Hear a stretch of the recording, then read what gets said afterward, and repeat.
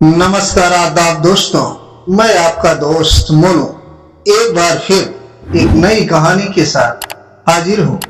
आप हमारे channel story team को सब्सक्राइब करें। काली पत्नी। अरे रानी, तुम सांवली ऊपर से या काली साड़ी, वो अच्छी दिखेगी क्या तुम्हारे ऊपर? पहले ही तुम्हारे रंग को देखकर लोग ताना मारते हैं। पूरब रानी को बोला, देखो ना पूरब, मैं बोलती तो कहती सास बोलती रहती है। हमेशा ऐसा लगता है जैसे कौवे को काला टीका लगाया गया। पति और सास का बोलना सुनकर जरा उदास हो गई। काली नहीं थी, कृष्ण वर्णीय और रानी नाक नक्श में अच्छी थी, पर पति और सास कलर को लेकर रानी को हमेशा ताना मारते। क्या करेगा वो भी, वह गोरा और रानी कृष्ण वर्णीय। लोगों का क्या, वो तो नाम रखने में भी पीएचडी होते हैं। ब्लैक और व्हाइट जोड़ी बोलते थे दोनों को। पूरब का मन वैसे साफ था। रानी को अगर कोई कलर को लेकर बोलता उसे जरा भी अच्छा नहीं लगता था, इसीलिए वह भी थोड़ा बहुत बोल देता था ताकि वह जिद ना करे। लेकिन जब वह बोलता था उसे इस बात का पछतावा होता था, उसकी माँ घर में हमेशा कड़वाहट रखती है। ठीक आज भी वैसे हुआ। घर में उत्सव के माहौल में सुबह जब सास ने रानी से बात की तो वह थोड़ी घबराई हुई थी। उसका चेहरा भी शांत था। पूरा वास्तव में खुद पर शर्मिंदा था। अपराधी की तरह बैठने के बजाय वह काम के लिए बाहर गया। कई सारी महिलाएं काली साड़ी पहनकर सड़कों पर चल रही थी। सभी ही गोरी थी ऐसा नहीं था, लेकिन उन पर वह काली साड़ी अच्छी लग रही थी। पूरब काम की जगह पर गया। उसका बचपन का दोस्त विकी और उसका पूरा परिवार साथ में था। जान पहचान हुई तभी पीठ के पीछे से विक्की की पत्नी आई। वह भी काली सांवली ही थी, काली साड़ी पहनी थी। उसने पीछे से एक आवाज आई, प्रतीक्षा दीदी, अच्छी दिख रही हो आप, आपकी साड़ी भी अच्छी है और आप भी। प्रतीक्षा के चेहरे पर खुशी आई। उससे ज्यादा विक्की खुश हो गया था। पूरब विक्की को कौतूहल से देख रहा था। विक्की ने वह देखा और जाना वो पूरब के सवालों को हल करना चाहता था। विक्की ने पूरब से सीधे ही पूछ लिया, पूछो तुम्हारे मन में जो भी है, मैं तुम्हें उसका उत्तर देने के लिए तैयार हूँ। पूरब पहले हड़बड़ाया, फिर वह बोलने लगा कि नहीं नहीं, ऐसा कुछ भी नहीं है।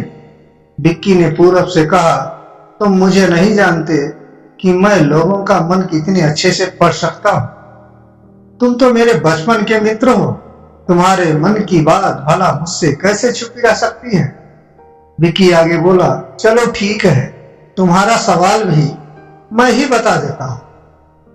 तुम यही सोच रहे हो ना कि मेरी पत्नी जो रंग से काली है और आज उसने काली साड़ी पहन रखी है, फिर भी वह और मैं इतना खुश कैसे? पूरा सब कुछ शांति से सुन रहा था और कुछ भी बोल नहीं पा रहा था। विक्की बोला, काला रंग ऐसा रंग से दुनिया का कोई भी रंग मिला दे वह कभी नहीं बदलता, यानी कि किसी और रंग की संगत में अपना अस्तित्व कभी नहीं छोड़ता। इसी प्रकार प्रतीक्षा भी दिल से एकदम उस कलर के जैसी है, कभी भी रंगीन न होने वाली लड़की है।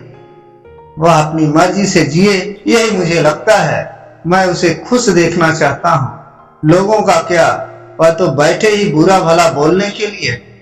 गोरी औरत रही तो छिपकली बोलते हैं, काली होती है तो चूहा या कौवा बोलते हैं। क्या क्या नहीं बोलते हो। ताना मारने वाले मारते रहें, हमें हमेशा खुश रहना चाहिए। वही मैं अब कर रहा हूँ। और सुबह मुझे बोली, मैं कैसे दिख रही हूँ? अच्छी लग रही हो तुम। ऐसा बोलने पर उसके चेहरे पर वह कोलगेट स्माइल देखकर मुझे सकारात्मक ऊर्जा मिली। घर से बाहर निकले तो सभी बोलने लगे, ये अच्छी लग रही हो भाभी। हम दोनों ने अच्छे मन से यह बात सोची, कोई ना कोई ताना मारने के लिए बोला ही होगा ना। उस वजह से जीने की दिशा क्यों बदले? पूरब को उसके घर का सुबह माहौल याद आया और खुद पर चिढ़ गया। उसे लगा वो सचमुच में गलत था। मैं ही रानी को दिख देता हूँ, उस वजह से सब उसे बोलते हैं। अब मुझे ही अपनी भूल सुधार कर उससे माफी मांगनी हो। उसने हंसते हुए विक्की को अलविदा कहा। अपना काम निपटाकर वह एक साड़ी की दुकान पर गया और रानी के लिए उसने काले रंग की साड़ी और घर गया। घर जाने के बाद रानी शांत बैठी थी। उसने रानी को आवाज दी और साड़ी उसके हाथों में दे दी। रानी को जरा अलग ही लगा। उसने प्रश्नार्थक नजरों से पूरब की ओर देखा। उसने बॉक्स खोलकर देखा तो काले रंग की साड़ी थी। रानी, मैं लाया हूं तुम्हारे लिए यह साड़ी, आज पहन के दिखाओ कैसे दिखती हो तुम। अच्छी नहीं लगी तो बदल देंगे। साड़ी को देखने तो दो, कैसे दिखती हो तुम इस रंग में। रानी को जरा अच्छा लगा। चलो तैयार हो जाओ, जल्दी हम जरा बाहर जाकर आते हैं। एक क्लाइंट के पास जाना है, उन्होंने बुलाया है जोड़ी में। पूरब का बोलना सुनकर रानी तैयार होने गई। काली साड़ी, उस पर हल्का सा मेकअप और लंबे बालों की चोटी। पूरब भी क्या, पूरब की माँ भी रानी को देखते ही रह गई। पूरब बोला, रानी सॉरी, हाँ, अरे लोगों की बातों में आकर मैं तुम्हें हमेशा बोलता रहा और खरा सौंदर्य किसमें है यह मैं भूल गया था। रंग दो ही है, यह जानकर फिर जीना छोड़ दें क्या? अपनी खुद की पसंद छोड़ दें क्या? तुम्हें काली रंग की साड़ी पहनना बहुत अच्छा लगता था ना, पर मैं हमेशा तुम्हें टोकता रहा। अब मुझे समझ में आया, किसी भी रंग में रंगते वक्त मन साफ हो तो खूबसूरती निखरती है। तुम चाहती हो वैसे ही जियो, मैं कभी भी तुम्हें नहीं बोलूंगा। और हाँ, सचमुच सुंदर दिखती हो तुम, तुम्हारे रंग पर अच्छा खिलता है यह काला रंग। रानी के चेहरे की लाली और भी ज्यादा बढ़ गई थी। यह बात सुनकर शर्मा कर वह पूरब को बोली, क्या आप भी?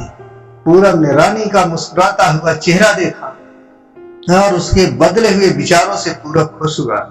मन ही मन में पूरब ने विक्की को धन्यवाद किया, क्योंकि यह परिवर्तन विक्की के शब्दों द्वारा हुआ था। खूबसूरत दिखने के लिए खूबसूरत दिखना जरूरी नहीं है, बल्कि खूबसूरत सोच होना जरूरी है।